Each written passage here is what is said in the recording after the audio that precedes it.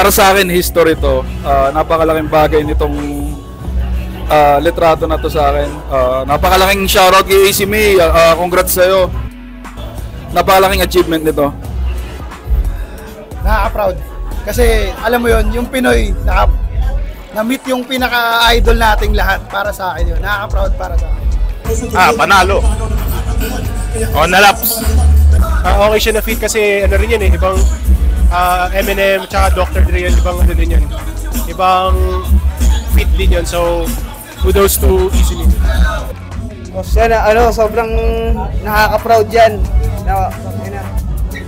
Parang may isip na parang pumasok sa isip ko.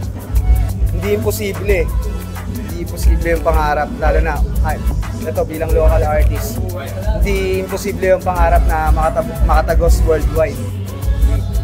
AC Milan, congratulations. Proud of you.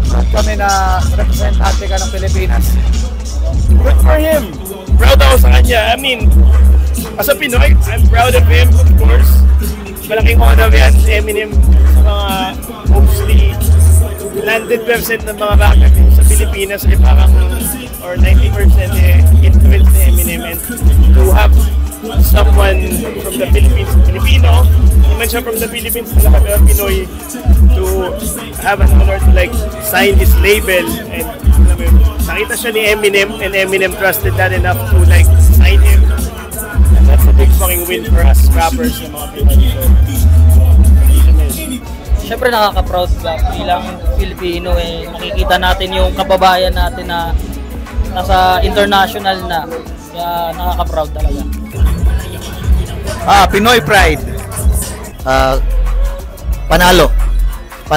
Sobrang solid ng nagawa ni Easy May. Nakaka-proud to. Nakaka-proud. Sobrang nakaka-proud.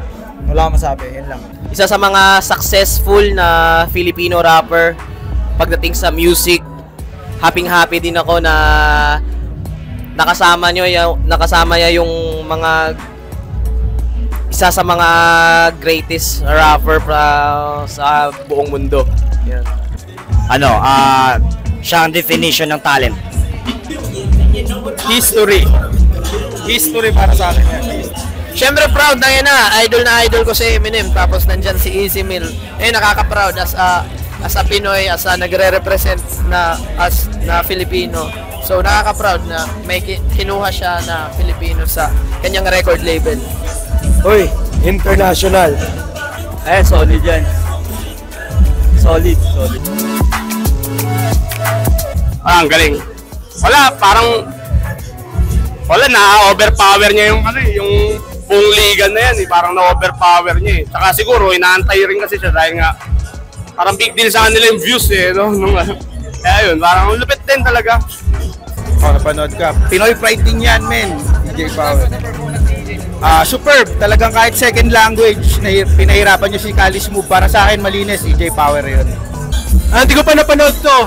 Hindi pa napanood, pero nung nagpa-practice si EJ Power, tumawag siya kay Arik. And nung time na nandun ako sa office, so narinig ko yung material niya. Solid. Isa rin yan, parang para sa akin, laking achievement nito para sa Filipino hip-hop na may isa tayong kababayan na hindi ginagamit yung English as first language niya. Kung tutuusin, parang inaral niya lang talaga itong pag-i-English. Kagaya ng mga maraming Pilipino dito, kumbaga tinuturo sa school. So ang galing niya, sobra. Para sa akin, impressive yung ginawa ni EJ Power dyan. Maganda yung ginawang step ni EJ dyan, no? May napatunayan siyang bago.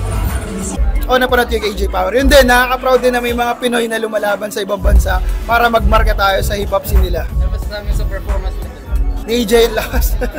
Ang lakas, no? Mapatagalog o English, ang lakas. mga clips lang napanood ko dyan pero solid. Magaling ni EJ Power na dala niya yung pagiging witty niya sa battle even international. EJ Power, pero hindi ko siya napanood ng buo. I just saw the clips. But nakita ko yung mga punchline ni EJ. Still yet to watch it ng buo siya, pero nakita ko sa mga clips na yung mga punchlines niya kahit nandun sumushoot, nandun pala yung character niya. So, I think maganda nga. Going international, baby! Yeah? Going international, baby! So, yeah. Congrats, EJ Power. For battles to us. Winagayway yung bandera eh. Sobrang solid. Nalapasan niyo yung expectation ko. EJ Power, isa sa mga pinaka-kauna-unahang Pilipino, or hindi kauna-unahan, pero yung present niya sa Filipino rapper, sobrang malaking achievement yun. Sana mas marami pang Pinoy na maging katulad niya. Oo, napanood ko yan mismo. Tangina, lakas niyan.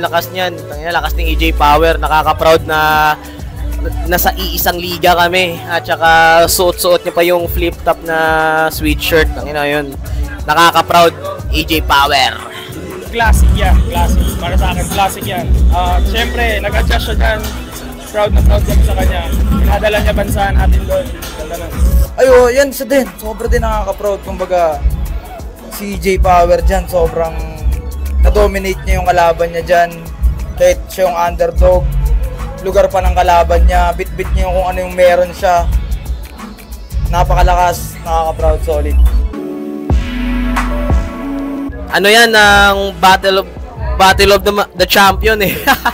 May mga ilang na hindi champion, pero ano yan, malakas yan. Yung mga kasali dyan, talagang mga bigatin, kaya talagang pupukan yan. Ayun, ito, isa rin to. Isang magandang step din pagdating sa battle rap na hindi na basta-basta yung battle rap. Dati kasi, pag sinabi mong battle rap, parang sinasantabi yan eh. Hindi yan yung tunay, ito yung tunay. Ganun dati. Pero ngayon, pag sinabi mong battle rap, kaya nang abutin kahit yung pinakamataas. I mean, it's just another battle league. Inuwi yung konsepto, better money, better prices, same MCs. So, saludo ako dahil may... Bakit? Nasa mga pa? Kasi, sa akin ha, ang WrestleMania pa din natin is tip-top. So, I think, pero first start-up Battle League, okay yan. They got the resources, they got everything. Ayun nga. Tingnan mo kung anong tingin mo dyan. Just all-star game. Dinner sa amin, nasa MC, it's dinner. Ha? Kaya ba yan eh? Sino mo ang pera, motherfucker?